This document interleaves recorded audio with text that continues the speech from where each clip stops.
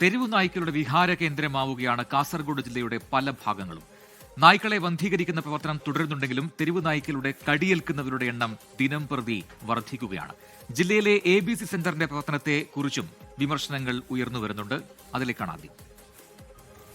കാസർഗോഡ് നഗരം മാത്രമല്ല, ജില്ലയിലെ പ്രധാന നിരത്തുകളെല്ലാം തെരുവു നായ്ക്കൾ കീഴടക്കിയിട്ടുണ്ട്. ഇരുചക്ര വാഹനങ്ങൾക്ക് മുന്നിൽ തെരുവു നായ്ക്കൾ ചാടിയുണ്ടാകുന്ന അപകടം നാൾക്കുനാൾ വർദ്ധിക്കുകയാണ്. നായ്ക്കളുടെ എണ്ണം പെരുകുന്നത് തടയാൻ എന്ത് ചെയ്യണമെന്നറിയാത്ത അവസ്ഥയാണ് നിലവിലുള്ളത്. ജൂലൈ വരെയുള്ള കണക്ക് പ്രകാരം ജില്ലയിൽ ഈ വർഷം നായ്ക്കൾ ഉൾപ്പെടെ മൃഗങ്ങളുടെ കടിയേറ്റ് ചികിത്സ തേടിയത് 3931 പേരാണ്. ഇതിൽ ഭൂരിഭാഗവും തെരുവു നായ്ക്കളുടെ കടിയേറ്റവരാണ്. ഏതാനും കേസുകൾ മാത്രമാണ് പൂച്ച ഉൾപ്പെടെയുള്ളവയുടെ കടിയേറ്റവ. ഇതിൽ തന്നെ മാർച്ച് മാസത്തിൽ 718 പേർക്കും മെയ് മാസത്തിൽ 696 പേർക്കും പേവിഷബാധയ്ക്കെതിരെയുള്ള കുത്തിവയ്പ് നൽകിക്കഴിഞ്ഞു. മഞ്ചേശ്വരം, നീലേശ്വരം, കാഞ്ഞങ്ങാട് ഭാഗങ്ങളിലാണ് തെരുവു നായ്ക്കളുടെ ആക്രമണം രൂക്ഷമായത്. കുട്ടികൾ ഉൾപ്പെടെ നിരവധി പേർക്ക് നായ്ക്കളുടെ കടിയേറ്റു.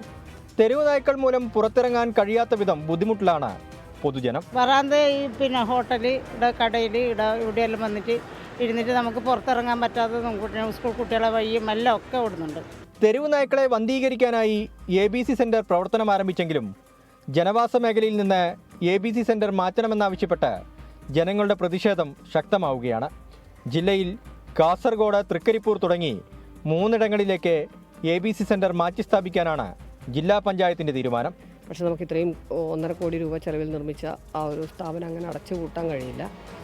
2-3 ഓപ്ഷൻസ് ഉണ്ട്. ഒന്ന്, അവിടെ ഈ രീതിയിലുള്ള റെമഡീസ് ചെയ്തിട്ട്, അതായത് മതിൽ ഉയർത്തി കെട്ടി, അതുപോലെ അതിൻ്റെ ആ കൂടുകൾ പാനൽ കൊണ്ട് മറച്ച് അതിൻ്റെ സൗണ്ട് പുറത്തു വരാൻ പറ്റാത്ത രീതിയിലേക്കുള്ളൊരു ഇടപെടൽ നടത്താൻ ആലോചിക്കുന്നുണ്ട്.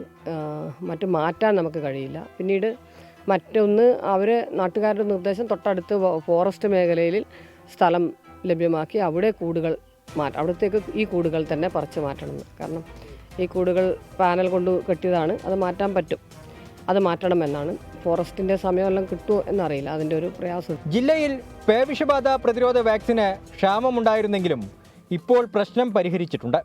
കാഞ്ഞങ്ങാട് ജില്ലാ ആശുപത്രി, കാസർഗോഡ് ജനറൽ ആശുപത്രി എന്നിവിടങ്ങളിലാണ് പേവിഷബാധ പ്രതിരോധ കുത്തിവയ്പ്പിന് സൗകര്യമുള്ളത്.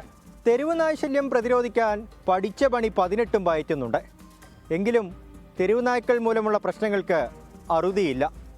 വളർത്തുനായ്ക്കളെ തെരുവിലുപേക്ഷിക്കുന്നവർക്കെതിരെ നടപടി സ്വീകരിക്കണമെന്ന ആവശ്യവും ഇതിനോടകം ഉയർന്നു കഴിഞ്ഞു. അരുൺ പാറക്കൽ, 24, കാസർഗോഡ്. പൊതുജനം കഴുതയല്ല സാർ. നേരത്തെ പറഞ്ഞതുപോലെ കാസർഗോഡിന്റെ മാത്രം പ്രശ്നമല്ല, സംസ്ഥാനത്തിന്റെ ഒരു പൊതുപ്രശ്നമാണ്. പലയിടങ്ങളിലെയും സ്ഥിതി സമാനമാണ്. ഈ ABC സെന്ററിന്റെ പ്രവർത്തനം അത് കാര്യക്ഷമമായി നടക്കുന്നില്ല എന്ന പരാതിയും ആക്ഷേപവും ഉയരാത്ത സ്ഥലങ്ങളില്ല എന്ന് തന്നെ പറയാം. ഇനിയുമുണ്ട് നാട്ടുകാർക്ക് പറയാൻ ചില കാര്യങ്ങൾ. അതിലേക്കാണ് ഇനി. തിരുവനന്തപുരം ഇപ്പം ഒരു 5 ദിവസം മുമ്പ് ഇവിടെ കുറേ ആളെ കടിച്ചിട്ടുണ്ടായിരുന്നു. ഇപ്പം ഇവിടെ വൈകുന്നേരം ആകുമ്പം ഭയങ്കര ശല്യമായിരുന്നു. പിന്നെ സ്കൂളിൽ പോകുന്ന കുട്ടികൾക്കെല്ലാം ഭയങ്കര ബുദ്ധിമുട്ടുണ്ട്. വയ്യ പായാലും ഉണ്ട്, ഭയങ്കര ശല്യമാണ്. നായശല്യം ഭയങ്കരമായിട്ടുണ്ട്. അത് പഞ്ചായത്തിൽ മാത്രമല്ല, പൊതുവിൽ നമ്മുടെ കാസർഗോഡ് ജില്ലയിൽ തന്നെ എല്ലാ പഞ്ചായത്തുകളിലും വ്യാപകമായ രീതിയിൽ തെരുവുനായ ശല്യം ഉണ്ട്. അതിനെ നിയന്ത്രിക്കാൻ കഴിയാത്തൊരവസ്ഥയാണ്. അതുകൊണ്ട് സ്കൂൾ കുട്ടികൾക്ക് ഉൾപ്പെടെ, അതുപോലെ തന്നെ തൊഴിലാളികൾക്ക് ഉൾപ്പെടെയുള്ളവർക്ക് വഴി നടക്കാൻ പറ്റാത്തൊരവസ്ഥയാണ്. കുട്ടികളെല്ലാം സ്ഥിരമായി പോകുന്നതാണ്. അപ്പോൾ വഴിയെ ഓടിച്ചിട്ട് കടിക്കുന്ന അവസ്ഥ ഉള്ളത്. അത് മുനിസിപ്പാലിറ്റി അധികൃതർ ബന്ധപ്പെട്ടിട്ട് എന്തൊക്കെ ചെയ്യണമെന്ന് നമുക്ക് പറയാനുള്ളത്. ഇപ്പോൾ തൊട്ടുപുറകിൽ ഇപ്പോൾ നായുണ്ട്. ഇപ്പം അതുപോലെ കുറേ വീട്ടുകാർ വന്നിട്ട് ഇങ്ങനെ കുറേ പെറ്റുപരിക്കുമ്പോൾ അത് റോഡിലും കൊണ്ട് ഉപേക്ഷിക്കുന്നതാണ് നായകൾ. അതെല്ലാം രക്ഷിതാക്കളുമായി ബന്ധപ്പെട്ട് ചെയ്യേണ്ടതാണല്ലോ. ലോകത്തെവിടെയായാലും ഏത് സമയത്തും 24 വാർത്തകളും ഓഗ്മെന്റഡ് റിയാലിറ്റി പാക്കേജുകളും എക്സ്പ്ലെയിനറുകളും വിശദമായി കാണാൻ ഞങ്ങളുടെ YouTube ചാനൽ നിങ്ങൾക്ക് സബ്സ്ക്രൈബ് ചെയ്യാം.